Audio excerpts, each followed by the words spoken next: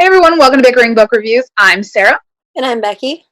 and today we're talking about The State of Us by Shaun David Hutchinson. We both got it from Edelweiss, right? Okay, so this is about Dean and Dre, whose parents are on a campaign trail to become the next president. Dean's mother is the Yep. candidate for the Republican political party, and Dre's father is the candidate for a liberal political party. And then there's the third independent. Why can't I remember his name? I don't There's a think third independent candidate who is essentially Trump. But see, you know what though? Because if you ever watch the new DuckTales, which I'm wearing a DuckTales t-shirt, there's like a character on there called Beekman, who's like I think it was Beekman, who is I think supposed to be Zuckerberg, but he's like an evil Zuckerberg who's like trying to take over the world with technology and stuff. And that's what he kept reminding me of. okay, I see that vibe. Anyway, so both these teen dudes are on the campaign trail. Something happens and they are rushed into a room while kind of some threat happens. And while they're in there, they basically find that there's probably maybe only one other person on the planet that can understand like what they are going through right then. And so they develop this connection. They set up this super secure Promethean app that allows them to text back and forth. And so turns out everything's fine. They go on their merry way and they continue on the campaign trail with their parents, but they find that they keep wanting to talk to each other and they're actually growing to like each other. However, while Dre is an out gay man, Dean's still kind of exploring his sexuality and he thinks he may be asexual or demisexual. So he's still kind of going through that.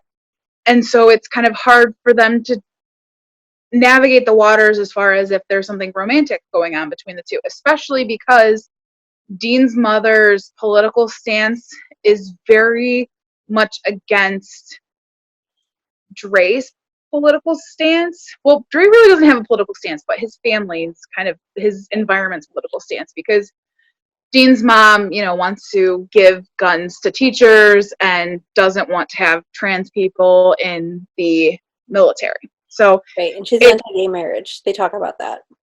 So it's a very kind of contentious difference between them, and they kind of threw out there that it was like a modern day Romeo and Juliet.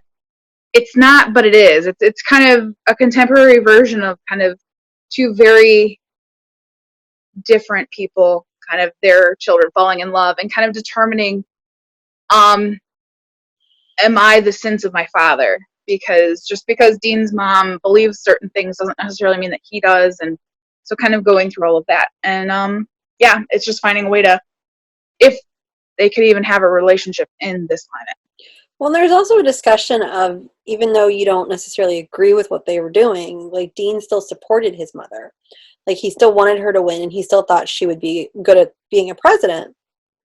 But at the same time, he was like, yeah, I don't necessarily agree with everything she's saying. Which that's kind of an interesting idea too. Yeah. No, I liked this. He wanted to support his mom, but he didn't support her he didn't support her political stance. Right. But no, I liked this. I usually like Shaun David Hutchinson stuff. See, and I don't typically like his fantasy stuff or his magical realism stuff, but I love his realistic fiction, and I love this one. Like, it got me. It got me in a way that oh my gosh, what was that one book we read and loved about the girl who the love child for the presidential candidate? Wrong Side of Right. It got me like that one got me. Wrong Side of Right and this one, like, they could totally vibe together. When I do my rock the vote display. No, I liked the characters. I liked the exploration that Dean went through with his sexuality, because I think that he kind of like I feel like asexuality is something they've been showing a lot in books, and I feel like doesn't always feel genuine. And I think that Shaun David Hutchinson really put it out in a way that felt organic and real. Yeah. in a way that could kind of work in somebody's like actual personal life, and it wasn't kind of this, I don't know, like bland definition of Right. what it is to be someone. Well, and this is, I think, the second or third book I've read where they discuss demisexuality, and I think he did it better than I've seen it anywhere else. See, and I don't remember. I don't know if I've read those same books because I had to look up demisexuality. I was like, what is that? And I can't remember. I know I've read it in a couple books, and like I looked it up the first time too. Do you want me to explain? Like, do you want me to? Oh, should I say?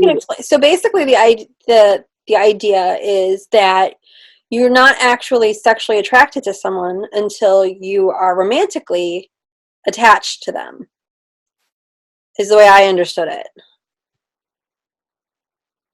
Right. Yeah, you have to get to know the person before you can develop romantic feelings for them. Right. Well, but it's like you have to actually. I thought you had to actually like basically you have to have the emotional connection before you have the physical attraction. Yeah, that sounds right. Yeah.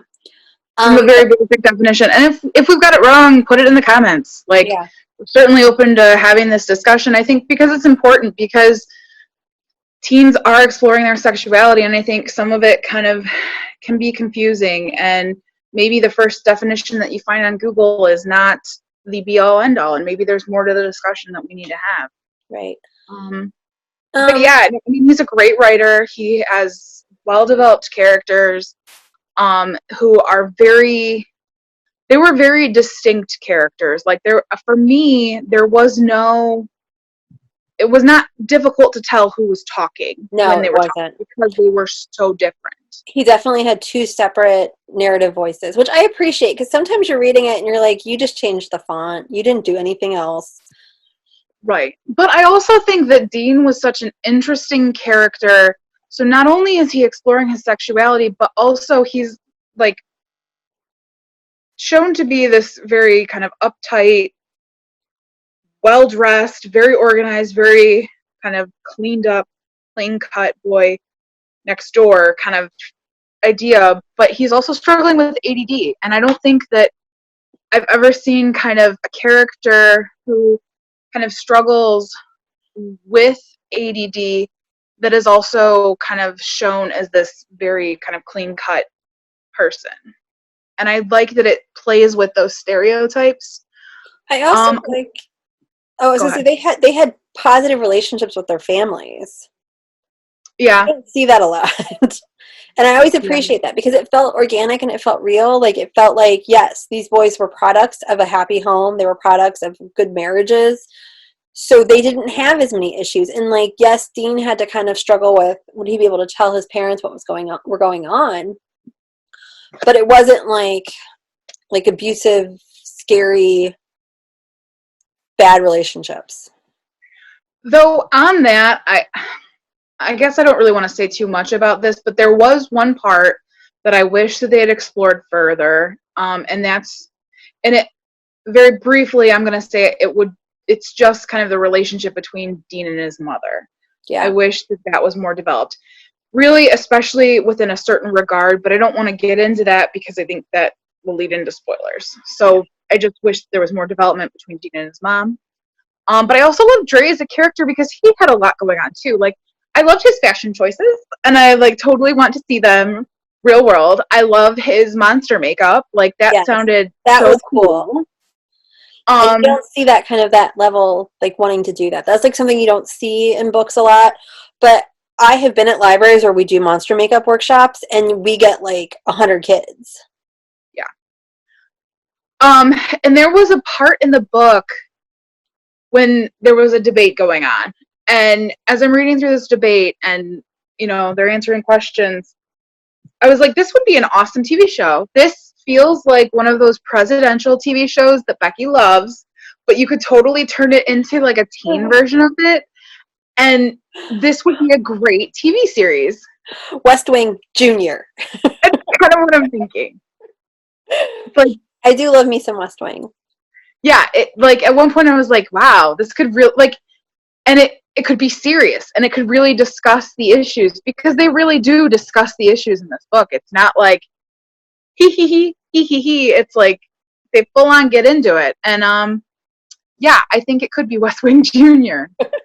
And I would watch the ridiculousness out of it. Like, I would watch it. I would be there waiting. Should we rate it?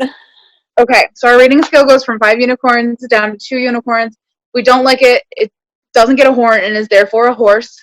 So where are you? So I don't know why, but I feel like I'm going to get a 3.5, and it deserves to be rounded up, so I'm going with a 4. Yeah, I'm going with a solid 4. Like, I love his realistic fiction. It's well written, it's well done, the plot is interesting, it keeps me invested. I like the characters, and while I could ask for more, that doesn't necessarily mean that it detracts from the story. So that is where we are on The State of Us.